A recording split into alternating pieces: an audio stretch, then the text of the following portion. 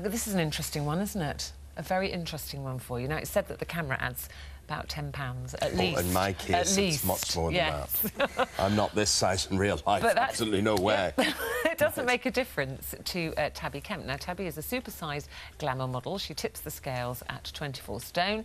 I suppose some would say she should be worried about her weight, but she's not. She says her curves are helping her to make a fortune, actually. Well, she claims she's already made £5,000 in the past 4 months. She wants to get even bigger to boost that income. She's here alongside the journalist Liz Fraser, who believes she's playing a dangerous game with her health. Why do you believe that, Liz?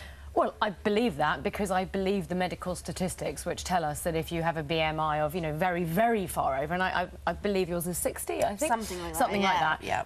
That it is dangerous for your health, and we know this. So we have to be in this debate. For me, this is not to do with the way you look or the exercise that you are. It's not, you know, I'm probably too thin in some people's eyes, and maybe you're too big in other people's eyes, and we can't keep everybody happy. So that's a separate issue. This is to do with health. So yes, I think you're young, you're a beautiful girl, you're clearly loving life and you're loving what you're doing, but we know that being as overweight as you are or as underweight as some models also are can have very serious long-term effects on your health. And you may be healthy now, but the problem with these things, of course, is that this doesn't happen until many years down the line, and you may well look back and regret it. But I would imagine, Tabby, that at, what, 25 years old, and you're making lots of money, you say, health is the last thing on your mind, then, is it? No, I'm very focused on my health.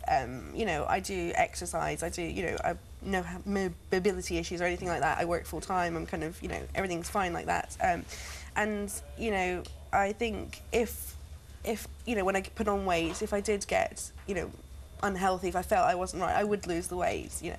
Let's make it clear. I mean, you didn't just eat and eat and eat to become a large glamour model. No. You were quite a larger child, weren't you, compared to your peers at school. But you didn't really have a problem with it. You were a happy kid. No. You know, my mother instilled a very good body image in me, so you know, I've always felt that I was pretty and a nice person. When did you find out you were sexy? There's one thing being pretty. when did you find out that there is an appeal out here for your particular shape? I suppose I'd never had problems finding boyfriends, so I always, you know, I thought I must be all right if I can find a boyfriend. But recently I went on online dating to see if I could find someone nice, and I saw this kind of BBW stuff, which is like big beautiful women, and that they were making so much money, you know, from just taking pictures of themselves. It was unreal. So I thought. So what kind of pictures? These glamour shots? Are they naked shots? No, I wouldn't do anything naked. I do any, you know, it's all kind of glamorous. So in my underwear, I wouldn't do anything that you wouldn't be able to see on a beach. That's how I kind of keep, you know, the line.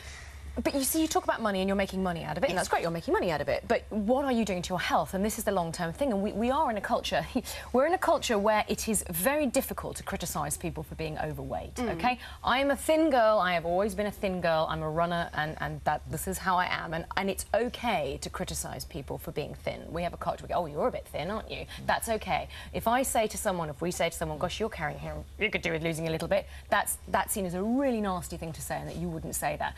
And I think that we need to look at overweight in the same way as we look at very underweight and say, this is, you know, the pressure you're putting on your heart, you are highly raising the risk of yourself getting type 2 diabetes.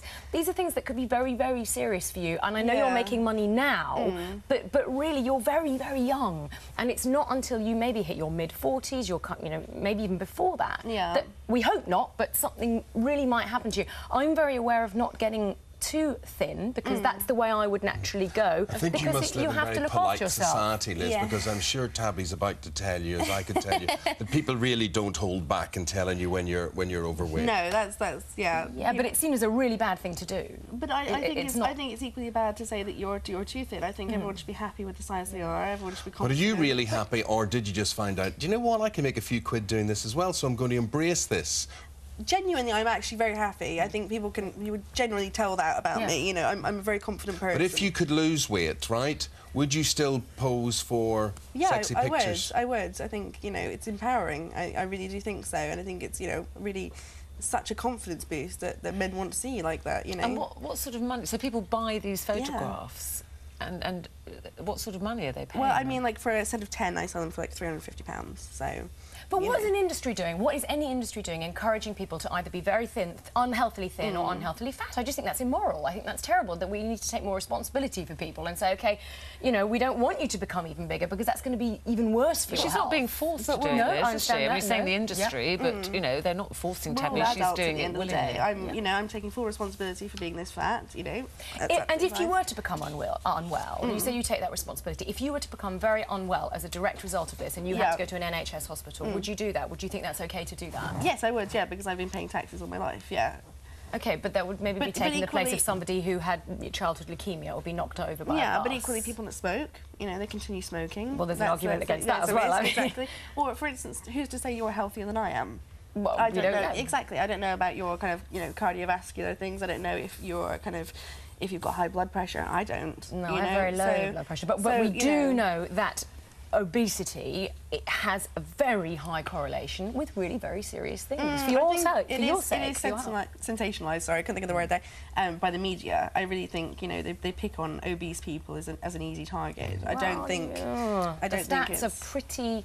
I mean, they're out there. I'm sure you've read them. I mean, yeah, I mean, but I just think everyone is an adult. You've got to take, you know, control of your own. Amongst the adults who want to do a trade in pictures of you, are they big blokes and big women as well? Generally, I find not. I usually find skinny guys like me, and it's not always chubby chasers, I call them, that fancy bigger girls. I think Ruth's a chubby chaser. She is. And a feeder. And she caught one. Yes. You couldn't run fast enough. No, but so then, actually, what do they want? Do they want to make love to you? Do they want to be mothered by you? What do they? I don't know. I suppose normally the guys I usually go out with generally don't go for bigger girls, but like me because of my personality, and then obviously, you know, the rest of me they're fine with. So. But isn't that the great thing?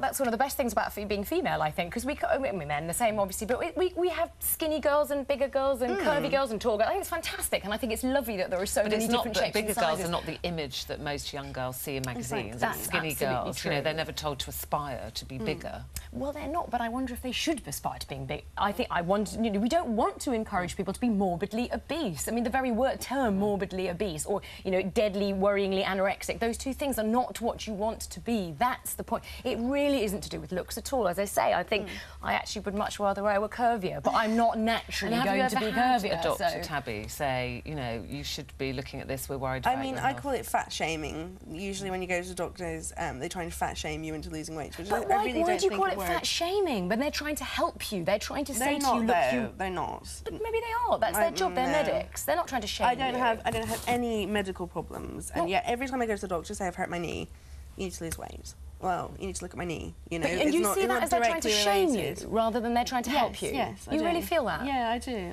But sure, the opposite advice would be the more pressure's on the knee joint, the longer it's going to take to heal. No, but I mean, and if you don't have health problems now, are they not really saying you're storing them up and you will get them? I think if you think that way, then you wouldn't be able to leave the house in the morning. You know, I could get hit by a bus tomorrow. Okay. You know, there's a risk. But you wouldn't deliberately run out in front of the bus. That's the point. You would try to avoid the bus. But there's no... This is deliberately running out in front of the bus and going, well, it might hit me, I'll have a go. I'm definitely going to get diabetes. Nobody's... No, for sure. So exactly. So it's still the same. Yes, but there are risks. I think. No, it's not. It's when you play a game of risk, you weigh up the risks and you say, well, this might happen, but I know for sure if I do this increases my risk massively. That's how the world of risk works. Well, also, it's going to be interesting to know, maybe people get in touch with Matt today as to the big attraction, what attraction they do find with pictures like Tabby's, because we'd like to hear that too. Thank you very much. Thank you for having me. No, not at all. Thank you for talking. And if you would like any more information on anything we've just discussed there, go to our website. There's more for you there, itv.com/thismorning. It's time to take a break. When we come back, we've got a big entertainment round-up with Kane Egan. See you after this.